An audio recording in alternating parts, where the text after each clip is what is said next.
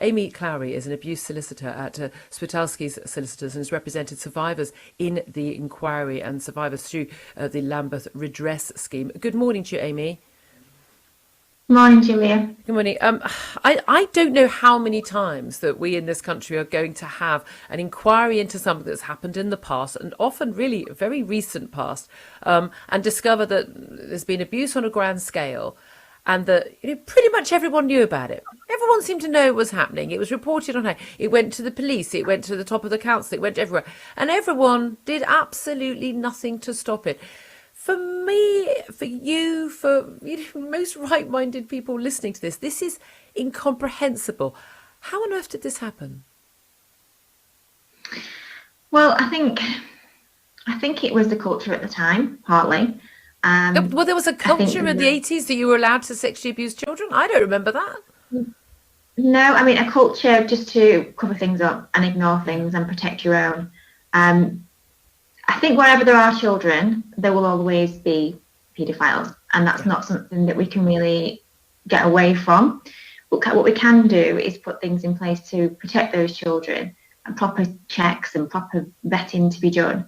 And unfortunately, throughout Lambeth's entire history of running children's homes and even the foster care placements, they haven't been able to keep up to scratch with child protection legislation, and unfortunately that has meant that the children that they are supposed to be protecting have been incredibly abused and neglected, on a massive scale. I mean, that's it. This wasn't just a couple of predatory paedophiles working in one home who were able to get away with it and cover things up. We're talking about across a huge number of homes in the borough.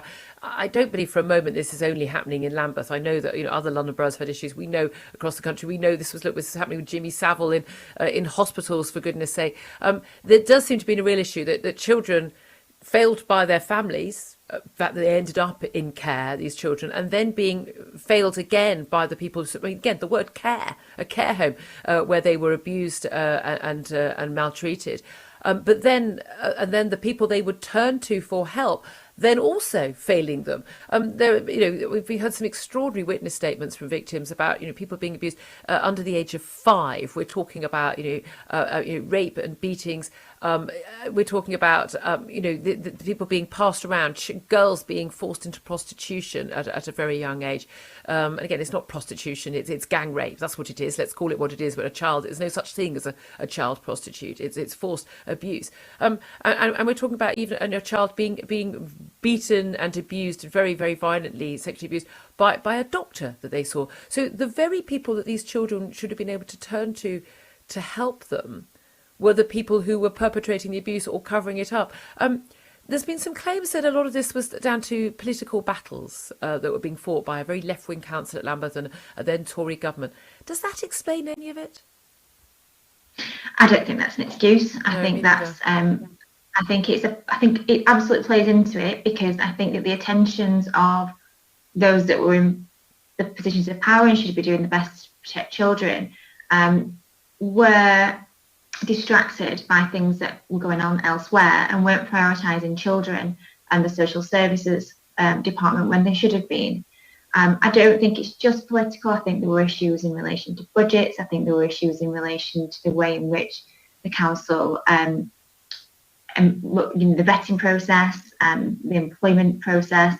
I think it was a whole collection of poor practices by Lambeth that ultimately led to this just massive failure of children. And I don't think, and I know the inquiry has looked at 5 children's homes. There were 33 children's homes in Lambeth that are included within the Lambeth Children's Home Scheme. So we know that it was much, much wider than just these 5 homes. So I think, unfortunately, due to the remit of the inquiry, it's only been able to really scratch the surface. Yeah. And I know, having represented about 500 survivors of abuse, some of the other homes, such as Chevington or Almond House or Cumberlow Lodge, they were absolutely horrific, really nasty abusers, and unfortunately those homes haven't been looked at. Yeah, So I do which think is that we extraordinary. are So scratching we may have only just got the tip of the iceberg there. absolutely, And yeah. we know that Lambeth has paid out sort of £70 million, by the way, of taxpayers' money. They don't have any money of their own for this abuse. No amount of money is going to make up for being abused as a child. I mean, none at all. And the survivors, I think, have every right to still feel incredibly angry about this. But also, I wonder what it was like for the staff who were not abusers, but to know it was going on. And we know there would have been whistleblowers, there were people who spoke up. We've seen in all of these cases in the past, there are people who do the right thing and then basically are either threatened or forced out or just they know they can't seem to do anything to make it any better. How do we stop this from happening? Because I'm pretty sure I'd be right in saying that this is happening on whatever scale. This is happening in right now. There will be places this is happening Yeah, right now. absolutely. There are children who were abused last night by people who are supposedly caring for them, paid for by the state and by taxpayers right now listening to. How do we stop it from happening? Well, I don't think you can, as I said, paedophiles are wherever children are, so you're never going to be able to stop them wanting and trying to get near children. But I think that having proper vetting and checking in place and to make sure that the people that are employed don't have any previous convictions. So we know from Lambeth that one of the people that they employed, or at least one of them, had previous convictions for child sexual abuse. And was working in a children's home. And was working in a children's home, and when the council found out about it, was not dismissed. It was given a final warning. So we know that that happened.